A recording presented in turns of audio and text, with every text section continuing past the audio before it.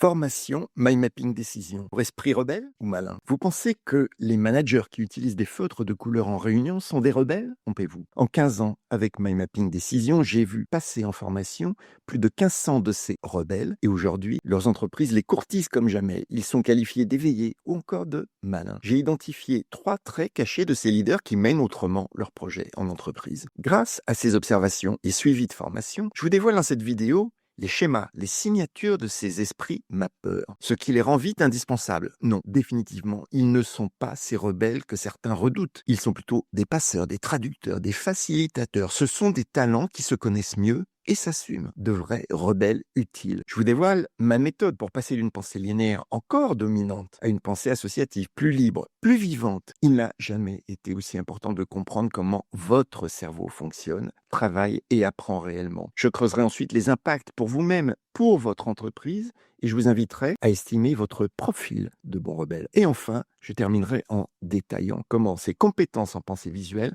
résistent même à l'essor de l'intelligence artificielle. Plutôt rassurant. Et cela vaut le coup finalement de flirter avec ce côté rebelle, non? Le mythe du rebelle. Qui sont ces pros que Mind Mapping Décision forme aux cartes mentales? Prenons un exemple. Le cas de Marc, directeur commercial dans une PME pharmaceutique. Costume impeccable. Il arrive toujours à l'heure, respecte les procédures. Pourtant, quand il anime une réunion stratégique, il utilise des cartes mentales au tableau. Aucune nature rebelle chez lui. Et ses équipes obtiennent les meilleurs résultats de l'entreprise. Ou encore Sophie, responsable RH dans un cabinet d'audit. Elle utilise les cartes mentales pour structurer ses entretiens de recrutement et son plan de formation. Ses collègues la jugent comme l'une des managers les plus fiables du bureau. En tant que formateur et coach en mind mapping, je les ai accompagnés dans la mise en œuvre de leur première mind map opérationnelle, puis plus stratégique. Mon rôle de guide m'a permis d'observer leur transformation en temps réel et d'ajuster aussi ma méthode pour optimiser leurs résultats. Alors oui, j'affirme, comme le défendent Loïs Kelly et Carmen Medina dans Les rebelles au travail, qu'il existe 2 profils de rebelles dans les organisations. Le mauvais rebelle, il se contente de critiquer sans proposer d'alternative constructive. Le bon rebelle, il questionne les méthodes existantes pour les améliorer et en faire bénéficier toute l'organisation. In fine, une force vive et positive de changement. Les apprenants mind mapping appartiennent assurément à cette seconde catégorie. Ils ne rejettent pas les objectifs de l'entreprise, ils les questionnent, ainsi que la meilleure façon d'y parvenir.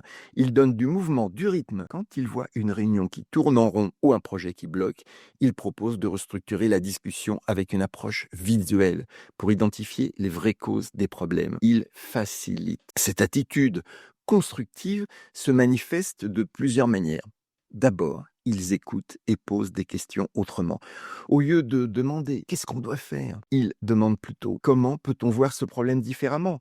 ou encore « et si ?» plus une hypothèse à la suite. Ils savent distinguer les risques réels des incertitudes, ce qui encourage un dialogue constructif et ouvre de nouvelles perspectives sans remettre en question les fondements de l'organisation. Ensuite, ils proposent une alternative quand ils critiquent une méthode existante. Jamais de destruction gratuite. Si le brainstorming traditionnel capote, ils créent une mind map collaborative. Si la présentation PowerPoint endort son auditoire, ils basculent sur un schéma visuel plus dynamique. Ces pros développent une capacité à tisser des ponts entre les départements. Leur approche visuelle traduit même les concepts techniques en langage accessible à tous. Résultat, le directeur financier comprend enfin les enjeux marketing grâce à une carte mentale collaborative. L'équipe IT saisit maintenant les besoins utilisateurs sous forme de schémas actualisés régulièrement. Alors, rebelles ou pas ces mappeurs, leur rébellion se situe à un niveau plus subtil. Ils ne contestent pas l'organisation hiérarchique ou les objectifs business. Ils remettent en question quelque chose de plus fondamental qui peut inspirer chacun d'entre nous. La façon dont nous organisons notre pensée au travail, la manière dont nous respectons le fonctionnement de notre cerveau et nos profils cognitifs dominants. Ils dénoncent la pensée linéaire et froide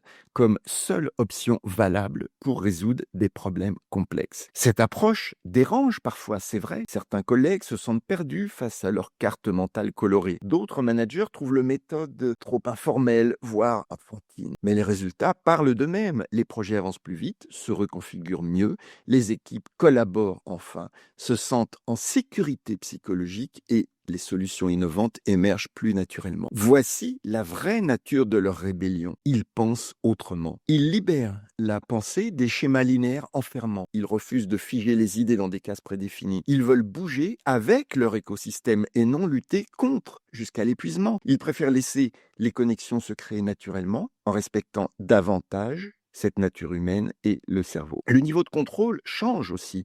Marc m'a confié, mes réunions sont passées de 2 heures à 45 minutes. Je délègue plus et mes équipes sont alignées. Avec la répétition, cette liberté de penser devient leur signature professionnelle. D'ailleurs, leurs collègues commencent à les identifier pour cette capacité unique à voir les choses autrement. On les appelle pour cela dans des situations complexes, on leur demande leur avis dans des projets bloqués, des conflits, des reconfigurations. On compte sur eux pour apporter un regard neuf. Ces professionnels ne sont donc pas des troubles faits ou des faiseurs de problèmes, pas plus qu'ils ne contestent l'autorité, refusent les règles établies ou arrivent en retard aux réunions avec leurs idées décalées. Non, ils osent faire autrement avec le mind mapping, modifier sa façon de penser et de travailler. Comment cette transformation opère-t-elle concrètement? Comment passe-t-on d'une pensée rigide, enfermée, à cette liberté créative qui fait toute la différence? Deuxième partie, mes découvertes au fil des centaines de sessions de formation menées avec Mind Mapping Décision. Les pros qui pratiquent le mind mapping sont donc très loin de cette caricature du trublion. Même si, j'en conviens, sortir ses feutres de couleur en codir peut produire son petit effet. En réalité, cette transformation se fait en douceur et en juste quelques semaines. Le plus souvent pour des esprits déjà préparés. Il s'agit surtout de s'autoriser. Voici un chemin que j'observe souvent. Un arc de transformation de la pensée linéaire à la liberté créative.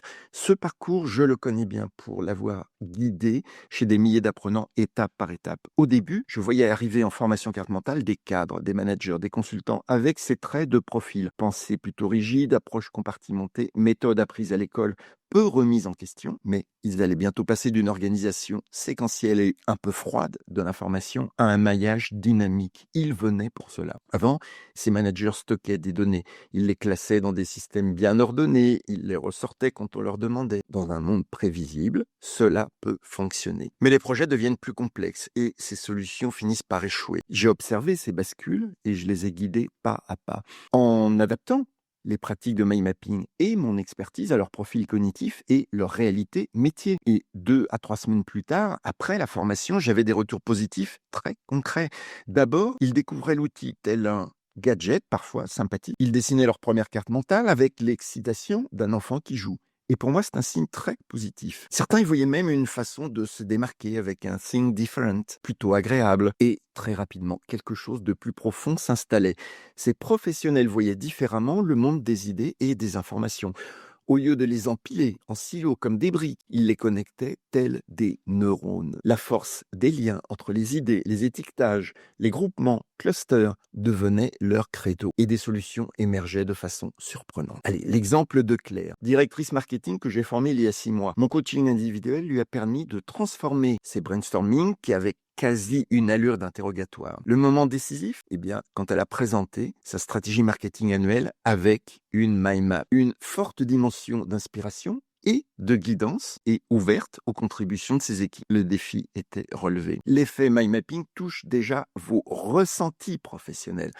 Par exemple, tant de professionnels ignorent leur intuition au travail. Question de culture de gestion à la française, de confiance excessive dans les données chiffrées, aux analyses rationnelles. Le mind mapping leur redonne le droit d'écouter leur instinct et d'écouter les autres aussi. Thomas, consultant en stratégie, illustre cette évolution. Son déclic, intégrer ses observations non verbales et ses intuitions dans ses cartes mentales. Ses recommandations s'adaptent désormais mieux à la réalité des clients, dépassant l'accumulation obsessionnelle de données. En tant que formateur, j'ai identifié 5 étapes pour cette évolution. Premièrement, on démarre le mind mapping pour la prise de notes et pour soi-même. Deuxièmement, on sent sa force pour structurer des présentations pour d'autres. Troisièmement, on adopte les cartes pour ses réflexions stratégiques, back-office. Quatrièmement, bientôt, on les partage pour traduire toute la richesse de notre réflexion et nos talents. Cinquièmement, au final, on tient une méthode complète de décodage des projets et de ses activités professionnelles. Une nouvelle manière de lire les situations complexes face à un problème. Ces managers ne cherchaient plus la solution linéaire. Ils exploraient des connexions multiples, des processus maîtres, des influences croisées, des effets de bord. Ces managers naviguent dans l'incertitude avec plus d'agilité, de confiance en eux et finalement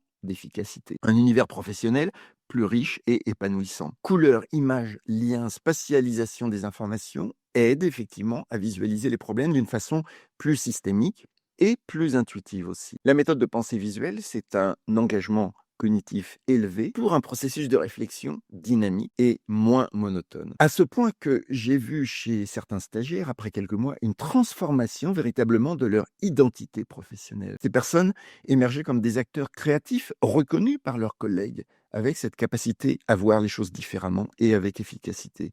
Cette liberté de penser devient un avantage concurrentiel décisif. Aujourd'hui, l'information est toujours plus accessible et la différenciation se fait sur cet assemblage de données, sur la construction et co-construction du sens. Créer plus de valeur en révélant des liens invisibles, des résonances, des perspectives neuves. Les participants me confient souvent renouer avec leurs traits et talents de personnalité profonds, créativité, goût d'apprendre et d'entreprendre, besoin des autres. Ils ne se sentent pas du tout rebelles. Alors, quels sont ces 3 traits qui développent ces prétendus rebelles? Troisième partie, les 3 traits qui rendent ces professionnels indispensables dans les entreprises et leurs projets. Grâce à ces observations directes sur le terrain des apprentissages, j'ai identifié exactement 3 grands traits distinctifs chez les professionnels que je forme aux cartes mentales. Des traits peu visibles a priori et développés graduellement. Ils sont peu repérés dans les grilles de compétences évaluées par les RH en entreprise, sauf celles qui ont pris le chemin des soft skills sans verser dans la stupidité des math skills. Les grilles RH traditionnelles évaluent assez rarement la capacité à structurer la complexité, ce qui rend ces profils invisibles alors qu'ils sont essentiels pour l'entreprise. Les RH mesurent peu cette capacité à connecter des idées entre elles et jouer ce rôle de traducteur et passeur d'informations. Le premier trait, la vision synthétique. Présenter un projet avec 5 objectifs encore flous, 9 intervenants, 3 échéances peu cohérentes entre elles et des contraintes de ressources. Défi relevé avec la carte mentale. Une première carte balise les contextes, nomme les points durs, esquisse les priorités, les zones d'influence. Et surtout, elle ouvre les discussions et organise les contributions et liens. Ce résultat dépasse l'utilisation d'un simple outil mind mapping. Ces professionnels repèrent plus vite que les autres les patterns cachés, identifient les relations cause-effet non évidentes. D'après mes observations, ils transposent et détectent les schémas récurrents dans les scénarios complexes 30% plus vite que leurs pairs utilisant les approches classiques linéaires. Ces méthodes que j'enseigne deviennent encore plus instinctives avec la pratique répétée. Le second trait, l'agilité pour connecter des données disparates. Leur cerveau crée des associations entre des concepts qui semblent sans rapport. Le mind mapping amplifie cette pensée divergente et révèle des liens non visibles dans les listes linéaires. Cette capacité remet en mouvement, redonne de la motivation et génère des solutions créatives. Par exemple, Marie, responsable innovation dans un groupe agroalimentaire, illustre ce trait. Pendant un brainstorming sur l'emballage écologique, elle a connecté 3 éléments: les techniques de fermentation traditionnelles, les matériaux biosourcés et les choix de consommation des millennials. Résultat de cette association, un packaging comestible est en développement. Elle m'a confié: cette connexion m'est venue naturellement grâce aux cartes mentales. Jamais je n'aurais fait ce lien autrement. Association libre, rebond créatif, insight spontané tiré d'une meilleure écoute, plus de fluidité et des idées que l'on va développer de bout en bout avec le mind mapping jusqu'à l'exécution du projet. On explore différents secteurs, des approches alternatives, des méthodes inhabituelles. Cette capacité à naviguer entre différents domaines transforme des brainstorming stériles en discussions productives. Le troisième et dernier trait, c'est la confiance en soi pour exprimer ses ressentis professionnels. Ces personnes osent davantage parler de leurs intuitions, leurs impressions, leurs observations, même subjectives, elles s'autorisent. Elles intègrent des éléments émotionnels, relationnels dans leurs analyses business. Ces bons repels, comme je les ai appelés, ces professionnels savent intégrer des signaux émotionnels pour naviguer de façon constructive dans les projets sans laisser leurs émotions parasiter les discussions. Cette confiance en soi génère une nouvelle assurance dans les capacités de planification et d'exécution. Ils osent, par exemple, dire « J'ai l'impression que cette stratégie ne prend pas en compte la résistance de l'équipe » ou mon intuition me dit qu'on rate quelque chose d'important dans cette analyse.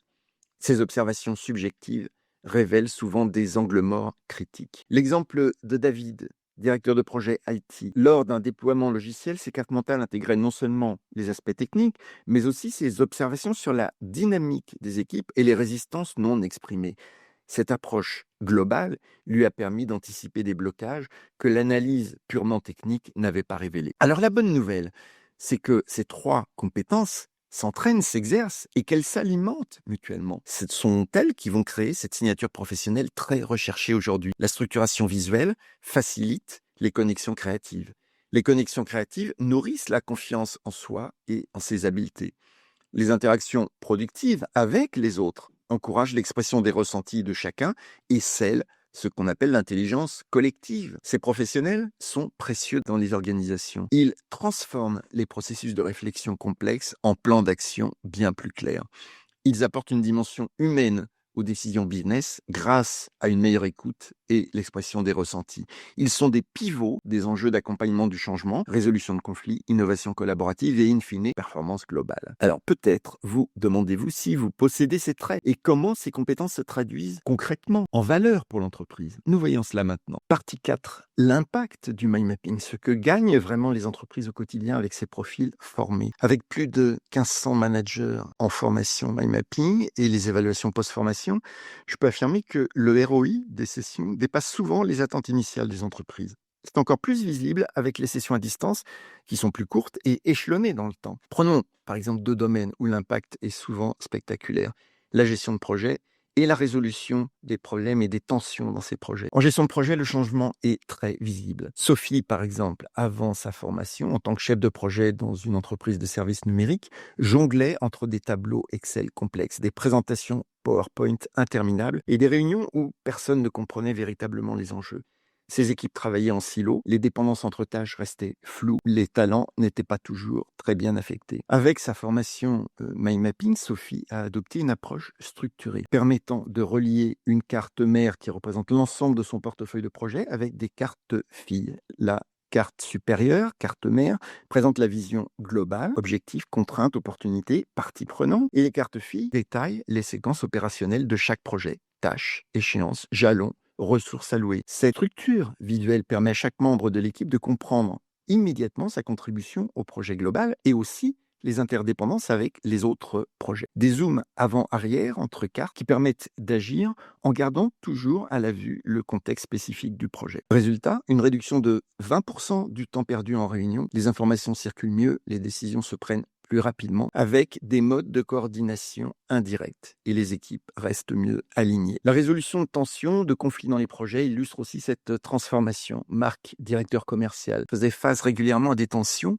entre son équipe de commerciaux terrain et le service marketing. Les réunions tournaient à la justification, chacun campait sur ses positions et les solutions adoptées restaient vraiment superficielles. Avec le mind mapping, Marc a transformé ses interactions en dialogues plus productifs. Il utilise ce cadre visuel pour structurer les discussions, cartographier les points de vue de chaque partie, puis identifier les zones de consensus et de désaccord.